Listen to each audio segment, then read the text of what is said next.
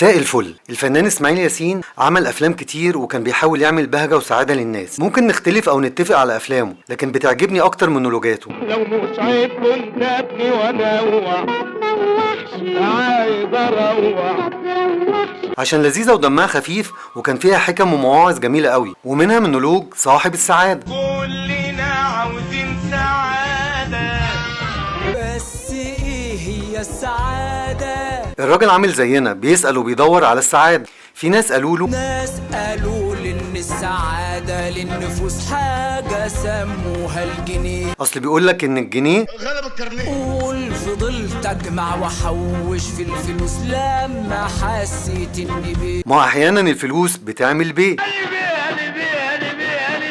كل ما امشي في اي حتة ابتسام، شفت بقى الفلوس بتعمل ايه؟ واللي يمسح لي الجاكيتة باحترام. ما في حد بيفرح بالحاجات دي وبيكمل بيها اللي ناقصه. اصل ما ينفعش اقول بيعوض بيها ناقصه. اللي يعمل بهلوان واللي يفتح لي البيبان. بس الشاطر واللي ما بياكلش من الاونطه بيفهم ان كلمتي كانت أونطة بمصدرة مش بإخلاص أو إرادة. اصل اللي من القلب بيوصل للقلب. أي ضحكة ابتسامة عليها أجرة، تبقى فين هي السعادة؟ المهم بعد كده الناس قالوا له ان السعاده في الغرام ويا إحسان أو نوال. على فكره احسان ونوال دول كانت اسامي كده زي تاليا وجانا دلوقتي. الهوى شعل الفؤاد باللهيب، يعني الحب في هدايا فضلت هادي لك لطيف. وابتدى يصرف عشان يعجب. وانطفيت نار الأنين لما بيتني الحنين. يعني قال لها بحبك وهي قالت له وانا كذلك.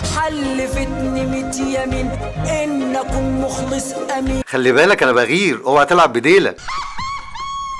بعد حلفان بيومين شفت الحبيبة ويا واحد والاكاد نهار اسود. انه صاحبي وهي عارفة. كلبة فعلا كلبة. عجيبة، تبقى فين هي السعادة؟ سعادة ايه بقى؟ ده اتدمر يا ولدان. قول لي يا صاحب السعادة، قول لي. صحيح، ايه هي السعادة؟ احنا بنعيش طول حياتنا بندور على السعادة، ومن غير ما ناخد بالنا بنفكر وبنعمل كل حاجة عشان نوصل للسعادة. وهنبتديها من الاول خالص. كنا بنحبي ونزحف على الارض وناكل شباشب ونحط صوابعنا في وش الكهرباء عشان نحس بالسعادة، لكن ماما كانت بتيجي بسرعة تصوت في وشنا فبنعيط وتروح السعادة. كنا بنقعد في الحضانة مستنيين اللحظة اللي بابا وماما يجوا ياخدونا فيها عشان نروح ونحس بالسعادة، بس تاني يوم بيصحونا من احلى نومة ويودونا الحضانة تاني وتروح السعادة. يا جدعان سيبوني نايم، ده انا لسه نون وحرام عليكم. بس هتقول لي مين؟ انت ترضى باباك يعمل فيك كده؟ ولما كبرنا شوية ودخلنا المدرسة كنا بنحلم بأجازة آخر السنة عشان نرتاح ونلعب ونحس بالسعادة. بس مش عارف ازاي 3 شهور الأجازة كانت بتخلص في أسبوع، وبنرجع نتهزق تاني من أستاذ جلال وميس ابتسام بتاعة الإنجليزي وتروح السعادة. وأخيرا يا معلم كبرنا وتخرجنا وهنبدأ حياتنا ومحدش هيتحكم فينا ونحس بالسعادة. والمفاجأة إننا بنلاقي كل حاجة بتتحكم فينا، الشغل والبيت والبلد والعادات والتقاليد والتجار وحتى سواق الميكروباص. عمنا اللي على الدور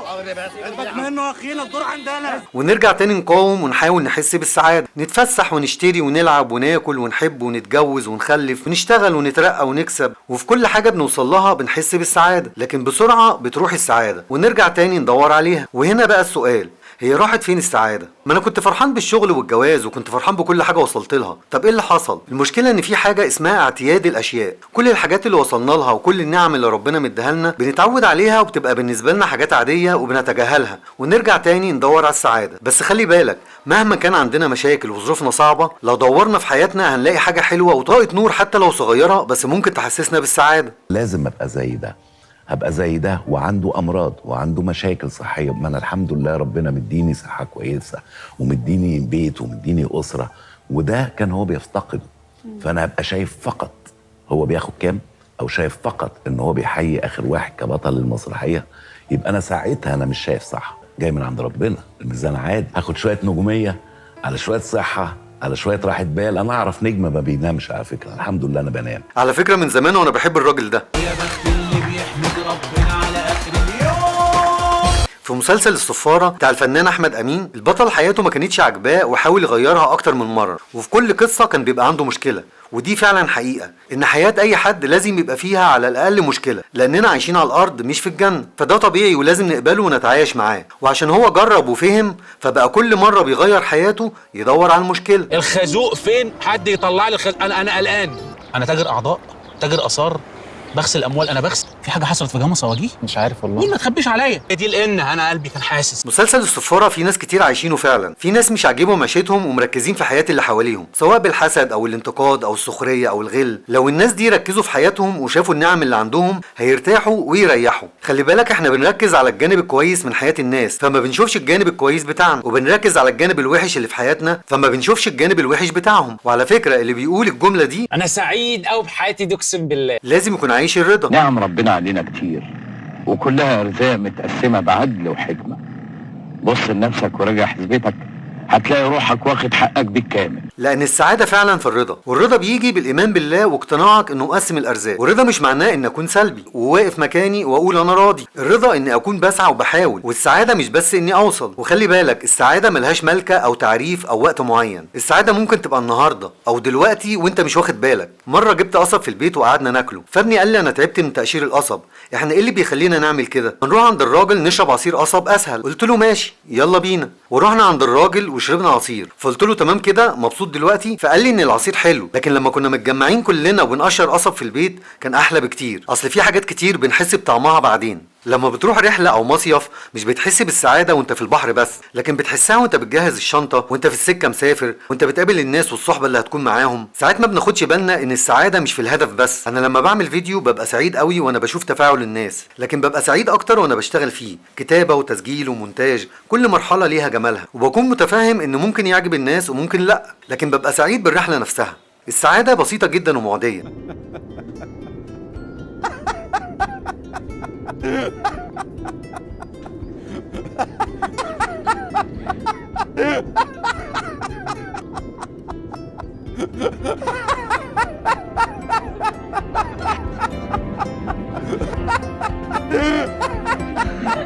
تخيل ان الابتسامة ممكن تعمل سعادة، فما بالك بقى بالكلمة الحلوة. السعادة في النقاء، يعني السلكان بلغة الشباب، يعني السعادة في السلام النفسي وفعل الخير. وانا شخصيا هحاول ما اشيلش من حد، وهحاول ما ابصش على رزق حد، واساعد غيري، وهحاول اعمل خير، واكون راضي بحياتي واشكر ربنا عليها. وان شاء الله ان شاء الله هبقى سعيد قوي بحياتي دي اقسم بالله. واخيرا بتمنى لكم السعادة. ملحوظة، الفيديو متسجل في شهر 2 سنة 2024، واحوال البلد والاسعار ما تساعدش على السعادة، بس خليك جدع وما تستسلمش للاكتئاب، وخلي املك في ربنا كبير، وحاول تتلكك لاي حاجة تحسسك بالسعادة. ما تنساش بقى تشترك في القناة وتدوس لايك لو عجبك الفيديو. سلام. قهقهة للضحكات، جلجلة الأغنيات، زقزقة للعصفور، طبطبة حتى تدق طبول، فرفش على الناس.